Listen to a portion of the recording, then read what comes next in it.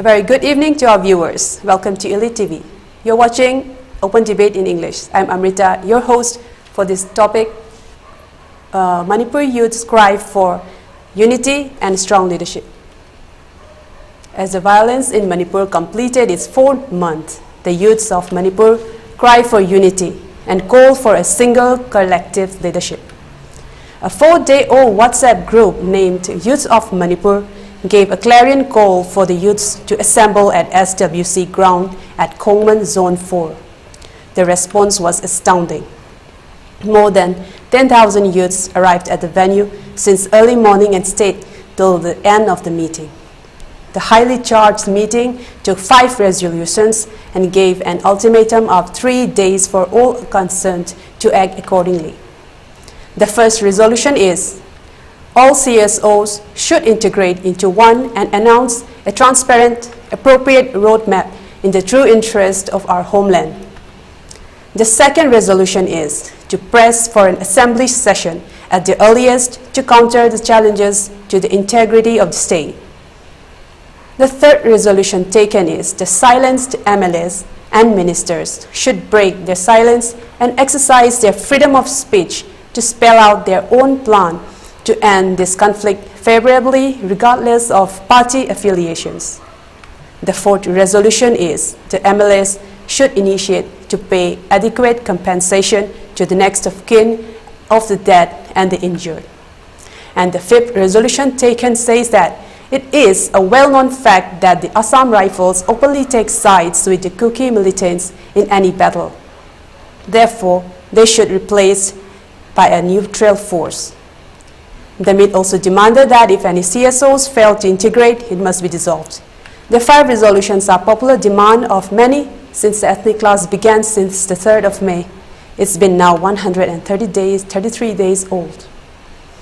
Our panel of experts are here to discuss on this topic. Let's extend a warm welcome to our panelists. Our first panelist for today is Mr. Ibungochoubi, Executive Editor, Manipur Mail. Welcome to the Open Debate. Thank you. Thank you. Our second panelist is Mr. Professor Amar Yumnam, former VC, Manipur University. Welcome to the Open Debate. Good evening. Good evening. Okay, let's begin this debate right away. I'll be asking from the right of the screen I'll be asking first to Professor Amar Yumnam. My first question is, as we can see that some muscles are now added to the popular demands that have been made already by a lot of the people of Manipur. And it has been made stronger by the youths of Manipur during this meeting. My question is, do you think the CSOs will now act to integrate? Professor Well, before we ask anything to the CSO, one thing that the recent happenings since May 3 certainly give us, well, certain things I was feeling that there is something in Manipur society which we usually find only in mature, highly advanced societies and very similar characteristics. Well, I have been feeling for one that these core characteristics ultimately get manifested in the case of Manipur as well. And the beauty of Manipur, the first beauty is that is not just economy, society, polity. There is something called, well, in recent analysis, we call it social economy. Well, in this, what we do is that, well, as individuals, we do exercise our choices. We make choices and we exercise our choices and we see to it that our choices ultimately turn out to be the best one. So in core issues, well, it has been the case in Manipur as well for all these years, whatever little last 60, 70 years we have had the opportunity. At the core moments, the collective choice gets manifested in the case of Manipur. And youths do come as the key player in the implementation of this collective choice. This is the social economy of Manipur. And in the recent happenings also, this social economic characteristics, what is a choice? is it a choice exercised by collective mind? Though it is choice is made at individual level and it is equally made at a collective level, and that turns out to be the social choice. So the social economic characteristics, well, very, very wonderfully and very, very surprisingly, we find in the case of Manipur society as well. Number two, well, since there is something called social economy, and in our exercise of collective mind, we have always put emphasis in putting the youth, the future of youth, and the advancement of youth as the core agenda of Manipur social economy. Yes. Well, it's not that these civil society organizations also are products of the society. In Yes. one way, even if they are sponsor, well, recently it has come out that quite a few turned out to be sponsored CSO, but there are certain things in the society that it is possible, even though they cannot last long, it is possible for taking opportunities for short run periods by creating or sponsoring civil society organizations. Now, in the case of youth, now what happens is that Manipuri youths, if we look back to the history, when it comes to the social issue, they have been in the forefront and they have always taken a very, very strong stain on any issue. Yes. Number two, when it comes to sports or anything or culture or education or anything, for that matter, even Chandrayaan 3, we have Manipur scientists already in the team. Yes. So name anything, any field, and look at the sports. Sports is very common that way. It's almost taken. That means, so it's not just a question of someone from poor family or the rich family. It is a question of, well, there is something in the Manipur society which has generalized the attachment they give, the value they attach to the youths and the contribution the youths can make. This is exactly where this core strength gets manifested in recent events. And this is exactly where, well, forgetting everything, they have come out that, well, let's forget about civil society organizations in order to facilitate our collective functioning, in order to facilitate the advancement of our common cause. Let's try to have, well, for the time being, even if it is not a permanent one, a CSO who will handle the issues of the present crisis. So what we see is that, well, Manipur social economy, it has got certain characteristics which I have yet to find in any group in the entire Northeast, but Manipur's social economic characteristics are very, very robust. And in these social economic characteristics, we find the values attached to the youth wonderfully significant and very, very important. And that is why, see, youths are products of the society. They cannot be just out of nowhere, they can appear. It can be that, okay, only 1 year we have one sports person coming out. It's a question of continuously sports turned out to be an area where the youths of Manipur have been in the forefront. Yes, coming to my Professor Amar, coming to my question, do you think their call for the CSOs to be united and to be under one banner, do you think that the CSOs, the many CSOs, do you think they will integrate, they will bind together, they will come together? See, the point is that if they come together, that will be wonderful. Yes. Even if they don't come together, well, Manipur society is such that they have been able to create strength out of diversity. Yes. So despite everything, rural, Imphal, Lawai. But when it comes to the core issues, Imphal and Lawai have always been together when it comes to the social issue of Manipur.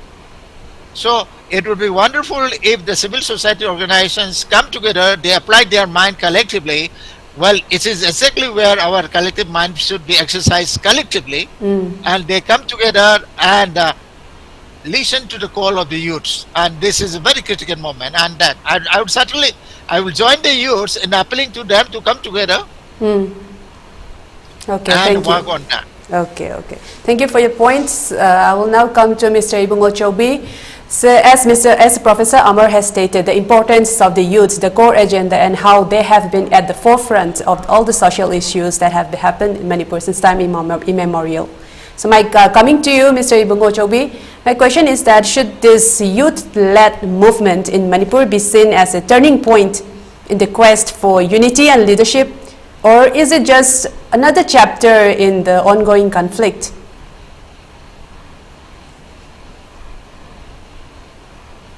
Mr. Ibungochoubi? Mr. Ibungochoubi, I think you're on mute. Could you please unmute?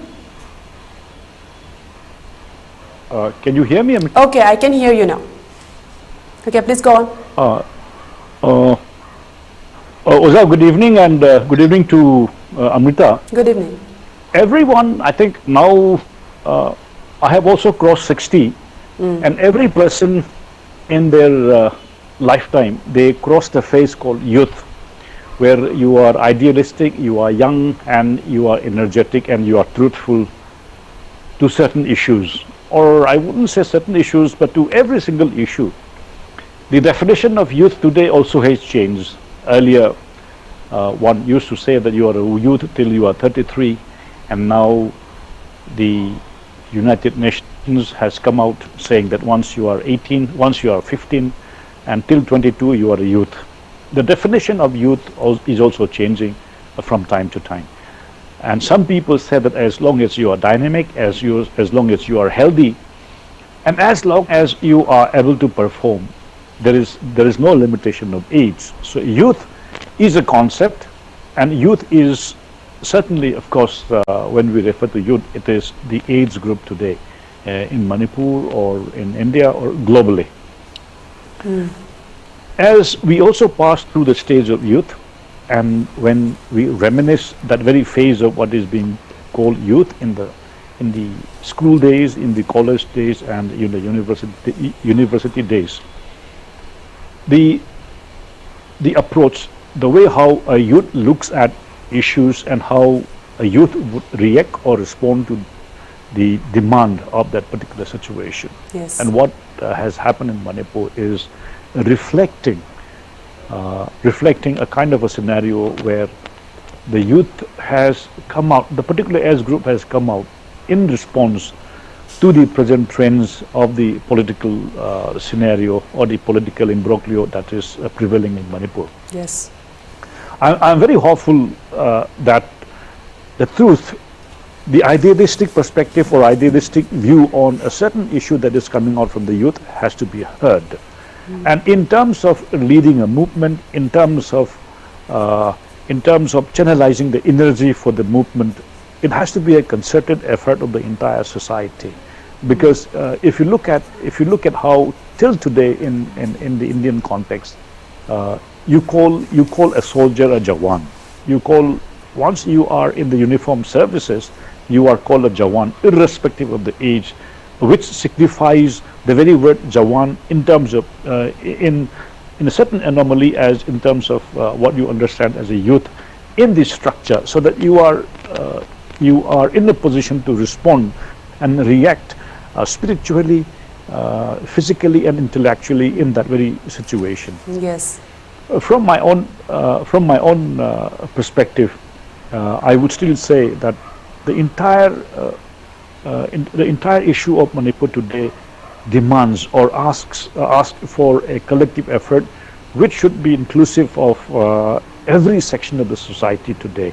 Whether you are a youth, whether you are an intellectual, whether you are a media or you are a sports person, you are in the political arena, or even if, for example, we are not very active in terms of social activities. However, as a citizen, as a common man of this very country, of this very state, we have a responsibility as to how we have to react.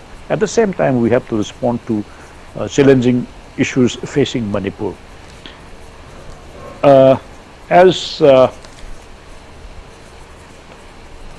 Yes, go on. I cannot. Hello. There is something wrong in the internet. Yeah, Okay. as I was saying. Okay, is it? I think today is the 4th of September, and yeah, 4th of September, and what happened on the 3rd of May, the kind of the time span that has taken in this very crisis is almost is crossed 4 months. As I was speaking to some of my colleagues in the morning. Are we facing a scenario where we call the situation a low intensity war in Manipur? Yes. Whether it is a conflict, whether it is a conflict of two communities, or it is a certain breakdown in the system, or the inefficient or inactive or unpreparedness of the government, both at the center and both in Imphal. We have to look at from different perspectives. Yes. I said yesterday that Manipur is not sick. Manipur is not sick.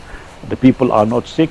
And I think at this very moment, who are at the helm of administration, who are at the helm of power, both at the center and in Manipur, they are the sick people today, because they do not understand, or they do not make an attempt to understand, or they did not make an attempt to at least make an effort to normalize the situation. I think that is a situation what I think the youth of Manipur are reacting and responding to the present situation, that we are not going to sit silently. We are not going to be silent spectators of what is happening in Manipur. Yes, thank you. The apprehension that we... Okay, please go on.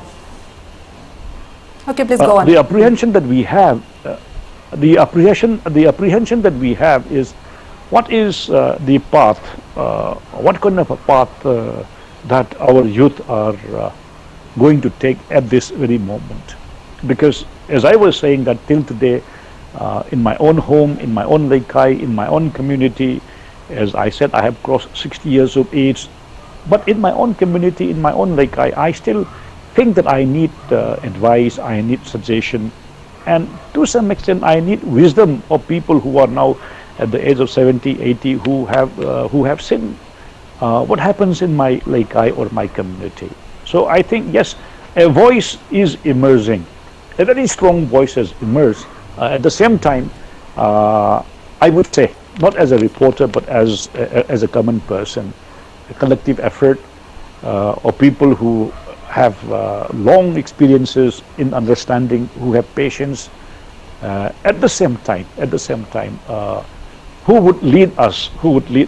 You see, what I'm trying to say is, a leader can be at the age of 16, a leader can be at the age of 18, 19, 20, 30.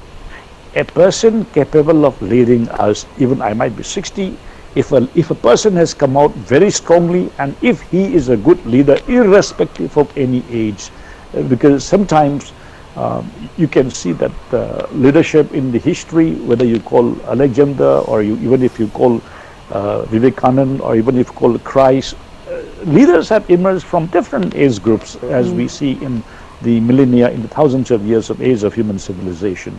And at this very critical moment, even if a young person emerges with wisdom and with a very clear thought as to how we can bring a resolve to this very crisis that Manipur is facing. Okay, thank you. Thank you, Mr. Ibungochoubi, for the very good points. That is my take. Yeah, I would like to appreciate the very good point that you have mentioned, that is that this collective organization of the youth is also a reaction to the unpreparedness and the incapability of the government in both the center and the state. It's a very good point.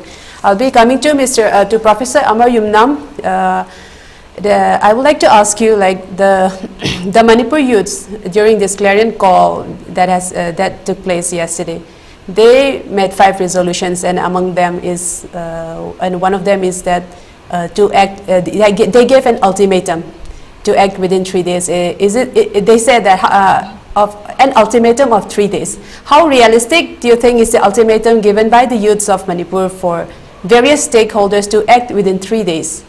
Do you think there's a meaningful change can be achieved within such a short span of time? See, it's good that they have given a time frame. They have given a time frame in the sense that what our friend Ibungochoubi has said. We are in a situation where government is there, but governance is absent. Yes. And the beauty is that the youths today have come together and have appealed to the civil CSOs to forward by making 3 days time frame, because youths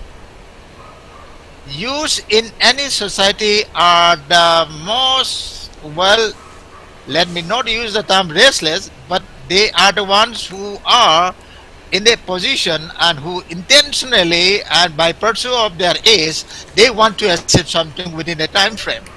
And it is good that they have given a time frame. So within this period, if the response comes, well, the youths may themselves take a decision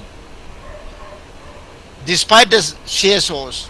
What is important for Manipur today is that we need a decision and we need giving direction to achieve that decision. So since the government is not playing its role, whether at the center or at the state, since the government is not giving direction to anything, the youths have come forward to make a social choice. So, well, we need to give credence to the resolutions taken by the youths to give direction to a social choice. Let's make a social choice. They said all the civil society organizations come together within a time frame, and what is actually to be done, that's going to be the social choice. Yes. So since the government is not giving any kind of a direction, it is important that we try to establish our social. It's not just border something. We need to go much beyond that. We need to go much beyond that now. Yes. Okay. On that note, I'd like to ask this question. Even though all the youths have gathered and they have all given all these 5 resolutions, the president of Amuko, Sri Nandoluwang, he confessed in People's Chronicle that the CSOs lack expertise in conflict resolution, even though they are very much in participation in the social movement. He also mentioned that Amuko is willing to work with like-minded group. My question is, the CSOs, since they lack expertise in conflict resolution, do you think it's the duty of the government to step in and lead? Professor Yumnam. Well, it's a turn now. We want Sophie to respond. Okay, I'll come to you again. I will ask this question to Mr. Ibungochoubi. It's that even though the social movement is being very much participated by the youths, and Mr. Nandoluwang also confessed that, that they lack expertise in conflict resolution. Mr. Ibungochoubi, I think you are on mute again. Could you please unmute? Okay. The issue of government trying to work in tandem with civil organizations or youth organizations or even the students organization, or coming in, the government directly coming in to be a part of the civil organization, I think it will be a big flaw. It would be a wrong step, because as a young person in Manipur, having grown up in different environments, I always felt that the government should stay away from any kind of civil organization, because they are responsible for breaking the system of the so-called non-governmental organization. Let there be a view, let there be an opinion, or let there be a voice from different organizations, and it is the duty of the government to listen and analyze what are the issues, or how people from different organizations look at the government. They are the eyes and ears of the government as to how they would like the government to change for the better. Yes. Government should never interfere, or the government should never be. I'm not saying that they should not be working together with the CSOs, because being a part of it, being being inside that very system of what we understand as civil organization, it will not be in the fitness of things.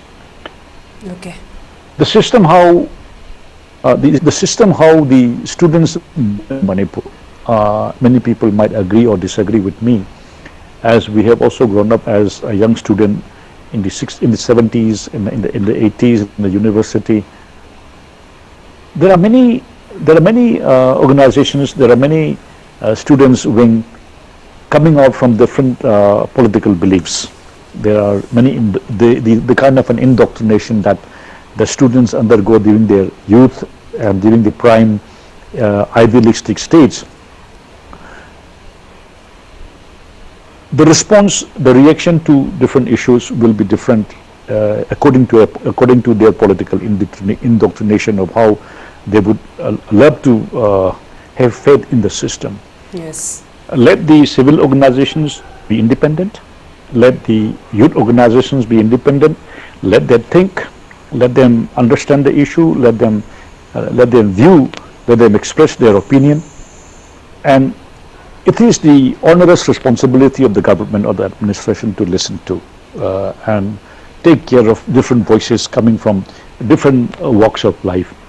How I look at issues will be different. How a young man would look at Manipur's issues will be different, and how an activist would look at Manipur will be quite different. Yes. And for me, I'm very concerned I'm very concerned, and I'm in fact very concerned of the young generation, as they would be foreseeing what kind of a future is being planned out if such a crisis continues. Whether you call it a corona, you had the entire endemic corona pandemic throughout the world, and how a youth looked at their future because of that crisis, in Yes. terms of their education, in terms of their presentation in their own society.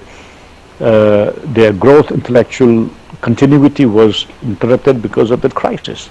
And the kind of a crisis that a disaster gives or teaches to the people would be different from kind of an environment that is being taught to a growing person in such a conflict situation in Manipur. So it is the right and privilege of the youth, because they do have a right to make their own future. And given the scenario as how we look at Manipur in the last 4 months, if the so-called think tanks, if the academics, if those who claim to be the representatives of the people, if they have failed to respond and to give a solution, it will be very frustrating for the young people. Those at the helm of power, the best of bureaucrats we have, the kind of a cream that we have selected from the entire country in terms of police, in terms of civil administration, they are the best of the country. And Yes. even those who are elected to the assembly, they are so-called the basic mind who understand the public mood. And if their response, if their particularly if they have not been able to think for an alternative or think to bring about a solution, it is quite right that the youth will also definitely rise with their own voice. That is how I look at it, Amrita. Okay. Thank you. Thank you very much for this good point. Yeah, that- it's well. Let me join our Sure. friend. Sure, Professor. Well, yeah, our friend has reminded us of the time we have lost, of the opportunities we have sacrificed due to coronavirus, COVID-19. Yes. And for about 3 years, throughout the world, we lost about 3 years, and the whole world has been putting their attention how to recover the loss, particularly in the education areas. Yes. Because the children, the youths, they are the ones, there's a time frame. They have to ensure that, and the society has to ensure that, the government has to ensure that they get the education and the training during the period when they are still in the learning stage. Yes. But unfortunately, in the case of Manipur, all those things were completely forgotten. And even now, this crisis has come up, And here again, it looks like that the government doesn't even want to apply, and there's no sign of the government has been applying its mind to the solution of the coronavirus impact and to the solution of the present crisis. Everything is being left, okay, go on like kind of a thing. This is not where, this is exactly where the youths have come out in a collective form, and they are demanding that our problems should be solved. Because their problems are the key problems of any society anywhere in the world. Yes. We need fundamentally to address the problems of the youth, because if we don't do that, our future is at stake. Our future in the sense that Manipur as a society, our social economic future is at stake, and no society can afford that. That is where we are exactly in. Yes, that's a very good point, that even though the government need to stay away from the interference of the CSOs and the NGOs, even though they should refrain from stepping in their activities, in their workings, the government should take feedback and listen to the issues of the youth so that their upbringing, their career and their future are uninterrupted. That is a very good point. Now I'll be coming to Professor Yumnam for this next question. That the other day, the Honorable CM expressed that there are many CSOs, so many CSOs have mushroomed recently, especially during this crisis. He is at a loss to whom he should talk. Is the CM duty bound to talk to each and every CSO, or does he need to lay down some proper guidelines that they should come together? Is there anything you can add to that? Well, when it comes to CEOs, unfortunately, during the last few years, what we are witnessing is that their sponsor CEOs, CSOs also have come up. It's not a spontaneous emergence of an organization by a group of people committed to a cause. They come together and push their agenda. But in the case of Manipur, unfortunately, there is a case of sponsor being initiated, or sponsors are being engaged by some powerful people for civil society organizations. But what if it is? What if it is? Well, when the leader of the society says that he is at a loss what to do, is it something to be expected, or is it something to be uttered? Yes. Now today, the President of India or Prime Minister of India says that, well, I am at a loss what to do for this country. Yes. Is that something to be uttered? Not point. only Manipur. Can we expect any such ministers to say that, well, I am at a loss what to do because there are so many of you? Exactly. Let there be thousands.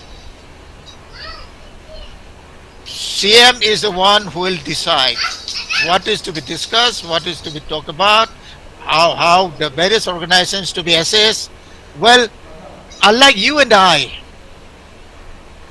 any head of the state or any head of the people is served by a large cross-section of organizations. What for we have the intelligence wing? Every state has an intelligence wing, and intelligence wing gives information directly to the head of the people. And if the head of the people today says that I'm at a loss because I don't know what to do and I don't know who you are, I don't know what is it, well, that means the other organization, the intelligence and other wings of the government also are non-functional. Yes.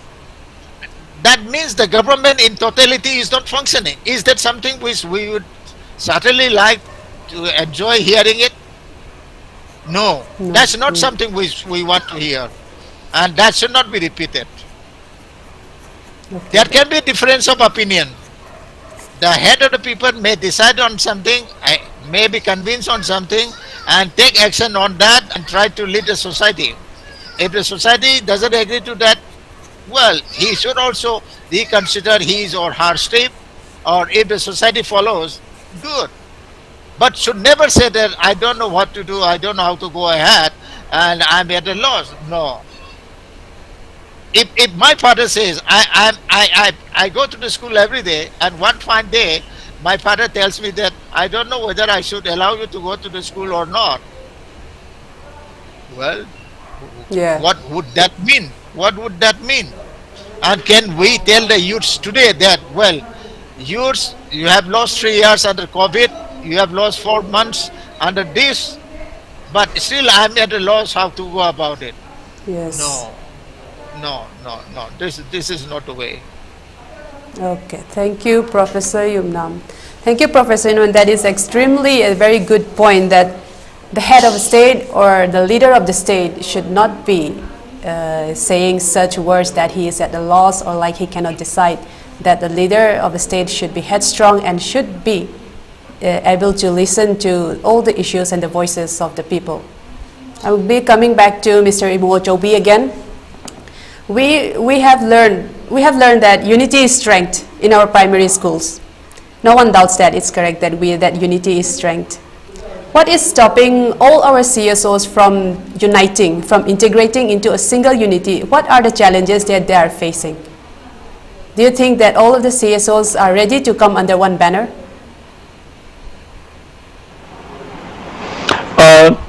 There are many issues as to how we need to understand in the challenging. There are many issues as to how we can understand to meet the challenging issues in the contemporary world. The difference of opinion or the differences of opinion from different sections of the society should not be taken in the negative perspective. In fact, it is, if you have different opinions, then I think the diverseness of the issue is coming out. There are many issues. If I look at a certain issue, I might be missing out something. Yes. And difference of opinions of many CSOs or many intellectuals or many people is indicating that we need to understand that very issue from different perspectives. So I will not look at the CSOs not coming together as a weakness. Okay. You have to take it as a strength. I think this is how we have to understand. Okay. I will never agree in certain issues. As I believe in some principle, as I believe in some philosophy, I will never agree with someone. I will never agree with somebody when my views are very strong. The same might be with another person. However, we are looking at from different angles. For the people who are at the helm of administration of power, they are privileged to know two perspectives from two different organizations. In fact, they are enlightened and they are given the knowledge by difference of opinion from different CSOs. That is how I think we should also look at from that angle. Even if the CSOs do not come together, I don't think there is any harm, because if I have to take a decision, I will listen to both. If there are 3 organizations, yes, I need to speak to 3. If there are 4, I will need to understand their perspectives, and that will strengthen my background. They will strengthen my knowledge. The issue here is not the knowledge of handling the issue at this very moment. Working at Manipur, when we have a crisis of 4 months, I would simply say that it is a lack of will. I think that is what I would look at first, the lack of political will. If you have the political will, the crisis or the present scenario that we are seeing now might not have had happened at all. The very beginning, I had given my editorial comment that the rule of law is tested during the most difficult times. For a normal administrator, right from morning till evening, it is a mundane job. But when you have a different scenario, that is when you have to prove that you exist in that difficult scenario. And the government, the rule of law, as many people would say, that has to be exhibited during the most difficult times. The administration, in fact, had the responsibility to tell the people that we exist for you, we live for you, and they should be the first person to step out. My view on the conflict in the very first week was that we wanted to see, as a reporter, as a journalist, that the state government through the Home Department or through the Chief Secretary, we wanted to see an order that all the arms should be deposited in the nearest police station. Yes. This is something that we had appealed. We had in fact given our view that we wanted to see an order from the Chief Secretary or the Home Minister or the Chief Minister saying that all the arms should be deposited at the nearest police station. Whether you are, because anybody, when you are in this very soil, you are a part of the country, you are a citizen. Whether you are under the suspension of operation, you are a citizen of this very country. Yes. And when you have an order saying that all the arms should be deposited at the nearest police station, if they do not deposit, then there should be another course of action for those who have not deposited. But the will to say that you should have deposited, it has never come out. Yes. And we had, through our discourses as such, we had expressed our views that we would be happy to report if at all the government comes out in that. And very recently, as I was mentioning the day before yesterday, that a video has come in circulation, one statement from the former Director General of Police, Yes. Sir Ribeiro, Yes. saying that any police, any uniformed services in the state, not in the state, in the country and in any part of the world, whether you are in Africa, whether you are in Europe, whether you are in Asia, whether in United States or any part of the continent in the world, if there is a riot or if there is a conflict, if at all the administration is determined, the local police are capable of bringing back to normal lives within 24 hours. Yes. That is a statement from the DGP of the then DGP of Punjab. He said that any state, any part of administration can bring normalcy, irrespective of any kind of magnitude of civil disorder.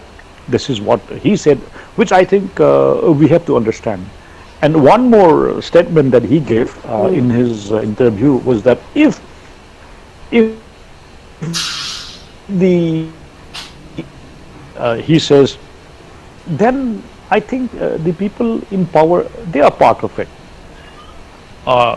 We have to take cognizance of what Sir Ribeiro said, that if the crisis, if the conflict is going for more than 24 hours, then the government or the administration is a part of that very conflict. I know that was something very alarming when Yes. he said that, and we have to reckon with that kind of a statement coming Yes. from a very experienced Director General of Police from Punjab, and one of those people who had served the country during the most difficult times in Punjab. He Yes. says that our country, not our country, any kind of police personnel throughout the world, they can restore normalcy within 24 hours if the government is determined. Yes. If there might be a riot of 1,000 people, he says that simply one lathi and one shill of 10 to 15 people can really handle the scenario. That is what he said. And Yes. today, in today's context, our police personnel are well trained, well determined, very professional, and besides which, we also have 2 divisions in Manipur. Yes. I do not know, Amrita, if you know the uniformed services deployment. We have 2 divisions. When you have 2 major generals in an area, one major general heads a division. It is called a division. We have the IGR South, the Assam Rifles South, and we have the 57 Mountain Division. Yes. Besides, we have the CRPF, we have the BSF, we have the IRB, we have the local police. And the kind of flights that we have been seeing and the kind of announcement that the government is saying that uniformed people are being brought in large number. And even if you look at the ratio of the people of Manipur and the uniformed services, I think we cannot undermine the strength of the uniformed services in Manipur. And till today, after 4 months, having to say that the crisis still is on, and your CSOs should unite. or our hands are tied. I think these are subjects. I think our children will someday, in the form of an academic research, will laugh at us. I was saying yesterday that some of the bureaucrats today, some of the uniformed services officers today, when they retire and when they come out with their memoirs, I think they will be laughing at the system. We will be reading their memoirs in our lifetime, how the system did not react professionally. You know, all the officers today, all the uniformed services, or even bureaucrats, when they jot down something after this crisis, after their retirement, or even during their, they will be telling the stories as how, with all the strength, we were failing to manage this crisis. So this is what I'm saying, that we will definitely be reading in our lifetime how the system failed, which will be in terms of recorded statements or recorded books from those who are within the administration today. And we will also see that the system failed to react, to respond, and letting it happen for such a long time. Yes, I think I'll come back to you. Yeah, I'll come back to you again, Mr. Ibungochoubi. Those were some very serious. Yeah, just Amrita, one more line I will add. Sure, please. You might have the political will. You might have the political will, but you should have that political acumen first. You should have the political wisdom first to understand. You cannot simply have that political will and bring a result. First, you should have the political wisdom. Second, the political acumen. I think the political wisdom and acumen, these are two factors. I think these are two issues, key issues, which the present administration is absolutely missing. It is bereft of. I think that is an issue. Yes, that is a very serious issue, that any kind of riot that goes beyond 24 hours, it's like the government has turned a blind eye to that situation and has let it happen, so as to speak. It's a very serious issue. And regarding the integration of CSOs and all of this talk, it seems as though it's like to put the attention away from the real issue. I'll be coming to Professor Amar Yumnam again, that in one of the resolutions that have come up, that have been put up by the Manipur youths, they say that they have the call to replace the Assam Rifles with a neutral force. Is a significant demand to remove the Assam Rifles and replace with a new force, neutral force.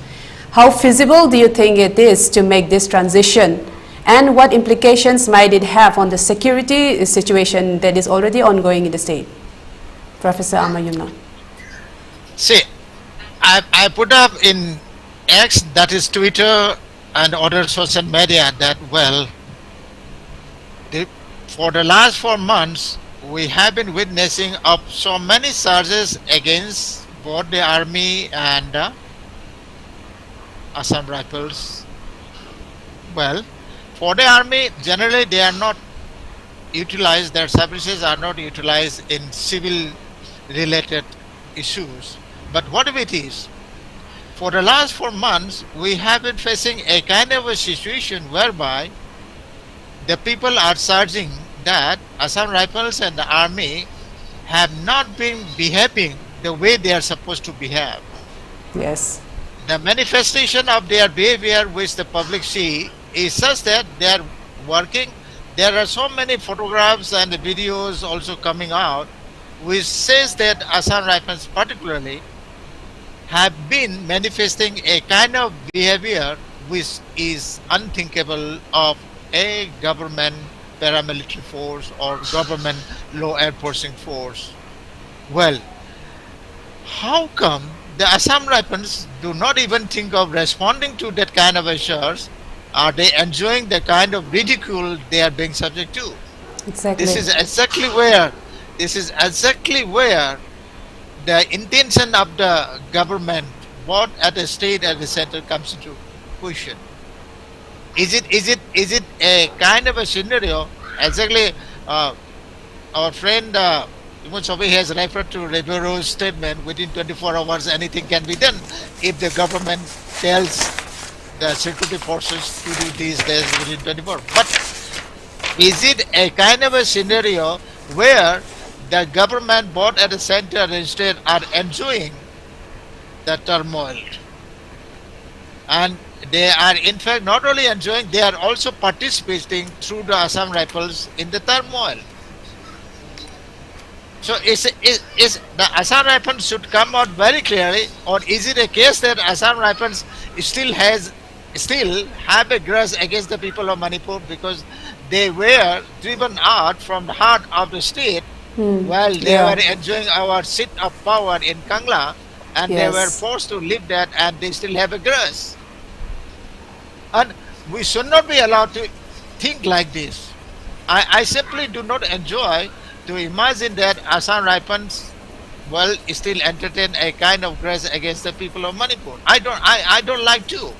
But today, I've raised this question because Assam Rifles are not expected to be behaving like the various levels which have come up from the people. So time has come for the Assam Rifles to come out very clearly, and time has come for the government also for the Assam Rifles position to be met very, very clearly. Okay. Okay, thank you, Professor Yumnam, for that point. And I'll also like to ask the same question to Mr. Ibungochoubi, do you think the transition of Assam Rifles is feasible at this juncture, at this stage in the violence, in the conflict? And since you already mentioned that our state forces are already very capable of handling the riot and conflict, do you think the conflict resolution has gone way past beyond any kind of resolution, or do you think that any kind of Assam Rifles transitioning or bringing in a more neutral force would still pacify the conflict? I was asked the same question the day before yesterday, whether the change of the paramilitary forces will have an impact on the people of Manipur. My view was very clear that those who take decisions are more important than those who are at the ground. You say that you change the Assam Rifles, or you might change that, you please change this very battalion from that very battalion. Would it be, my point was, if the commander of the political decisions being taken at a different level, those battalions or those soldiers would be implementing the same. If you remove somebody and if you put somebody again, and that person who has come instead of the person whom you have removed, if they continue to follow the same order from the same boss, will it make a change? This is one perspective that I had given in my editorial comment earlier, that if I am removed because of my inefficiency or because of my attitude, and if I am replaced by somebody, and the same person behaves as I was behaving, because my duty or that person's duty is to simply obey orders from the top. Hence, my argument was, is it important to seize the perspective or the change in the behavior of the people who are giving orders? This is one aspect that we have to understand. So, for example, if I have one particular officer in my as an SDPO of the Lamphel or Imphal PS, if we appeal for a change of the OC or the SDPO, they might be changed by somebody in person, but they will be following the same order from the SP or the IG or from the Home Minister. They will be following the same. Henceforth, it is first the behavioral change and the attitudinal change of the person who are looking at how to employ, how to deploy, and how to make use of those paramilitary forces as a nation, as for the people of the state. This is how we have to look at it. As I was saying in my earlier interviews, that first in our perspective, the nation should come first. The nation should come first. You might recall one of the generals in the United States during Donald Trump's crisis. I think Donald Trump, as a president of the United States, started talking in many terms, and one of the generals, he was heard saying that I have taken oath not by the of the country. Yes. What I'm saying is, the general had the courage, the general had the privilege to tell the public that I have taken oath, I was sworn in as an officer, as a soldier, by the constitution of this very country, not by individuals. This is Yes. something that, the nation comes first. So every right-thinking person has to understand that the attitude or the attitudinal change prevail first. Of course, people demanding for a change in the deployment of uniformed services, it is very legitimate because they feel that there certainly is a divisive divisive administration. Yes. However, we would like to. Okay.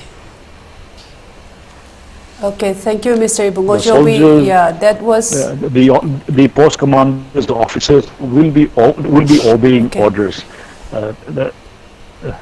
yes. That is a very good point, that the demand for removal of Assam Rifles or bringing in another force has no meaning until and unless the orders that come from the top authority is still the same. That is a very good point.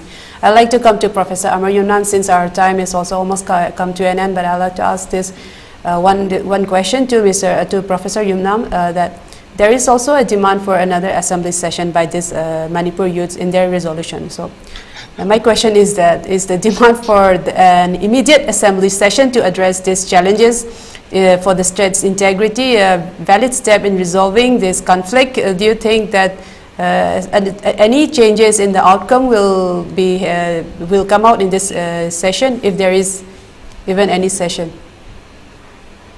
We have just been bluffed. The people have just been bluffed by what has happened only a few days back.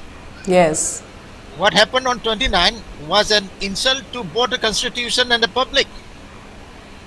Yes. The government was giving an insult to the constitution just to observe the formality, just to conform to the formality of having a session without a gap of 6 months. You have, 11-minute session, 1-day session.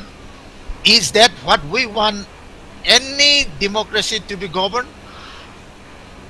So that asking for an assembly session, there's no point.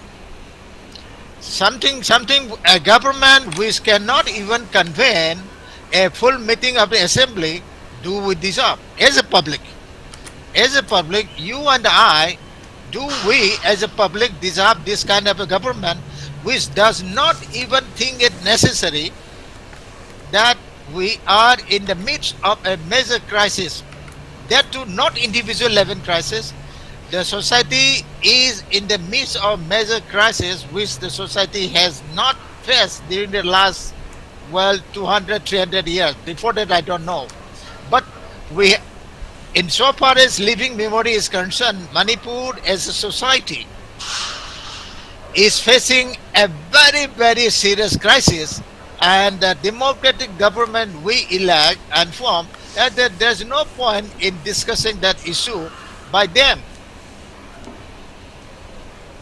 Yes. So again, asking them to convene a meeting of the assembly, they Yes. will not do it. Why should we propose something which somebody is not willing to do? Yes. So we can straightway ask that don't try to bluff the people, to insult the people and to insult the constitution. Constitution is paramount. Yes. Don't insult the constitution and thereby insult the citizens. No, don't do that. Stop immediately. Yes. That any kind of assembly session that should come from the top, it should come from the willingness of the government to actually speak and to discuss the issue. It should come from the government. My final question I'm coming to Mr. Ibungochoubi. The Yes. most important thing, that a very serious senior politician, now a minister in the government, comes out in the press interview that the issue the crisis could not be debated in the assembly because of, whatever Congress dispensation. Very funny. It's not that all the public are fools all the time. Some people may be fooled for some time, but all the people cannot be fools all the time. There was no agenda. Yes, after a much discussion awaited, now. yes, after a much awaited Yeah. session and called by the people of the Manipur, the session was held for only just 12 minutes and not a single agenda was even discussed. So I'm coming to Mr. Ibungochoubi. One last question is that before the 3rd of May, before this conflict even began, there were so many leaders either elected or not. And after this conflict, all of the leaders have disappeared. Do you think that our state suffers from a leadership bankruptcy? Your thoughts? There are no dearth of leaders in Manipur, to be very frank. Every person is a leader. As an adventure lover, we were all told by the instructor that if you are a member of a contingent or a team of 20 people who are on an expedition, every single person is a leader, because after all, a person who is a leader is looking at for your own safety, how you can continue to lead irrespective of how many people you have behind. So you have to take your own decision to lead yourself first. I think Yes. that is, of course, that was in the lighter vein. I would like to, Amrita, respond to your issue on the assembly which happened very recently. Yes, please go on. Which was held on the 29th. I had also joined.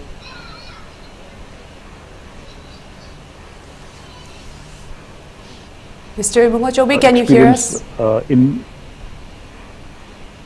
Can you hear? I can. Okay, please go on. I can hear you. Okay, please go on. Let the viewers also know that the rule of the assembly is very simple. The rule and the procedure of the assembly is very simple. We have the Article 174 of the Constitution of the country, that any house, any assembly, any parliament, if you do not sit for 6 months, that body, that house ceases to exist, because it is compulsory for the house to function, because you are there for the people. So there should not be a break for more than 6 months. So we had also expressed in our discussions that what will happen to the assembly after the 2nd of September, because on 2nd of September the 6 months stipulated time expires on 2nd of September. Henceforth there was one emergency summon of the house, and our representatives, they sat in the house. The rule is also very clear that if you have to sit in the assembly or the house, you should have a notice of clear 15 days notice. Yes. Clear 15 days, including and the governor of every state, it is the prerogative of the governor, and as per as the Supreme Court's observation in the 2016 of the Arunachal case, Sarabaya. Yes. The governor has to summon the assembly. He or she can prorogue the assembly or can dissolve the assembly. And summoning the issue is also one important procedure, that you have to give a clear notice of 15 days, and that 15 days expired. And one of the issues that the public will also have to understand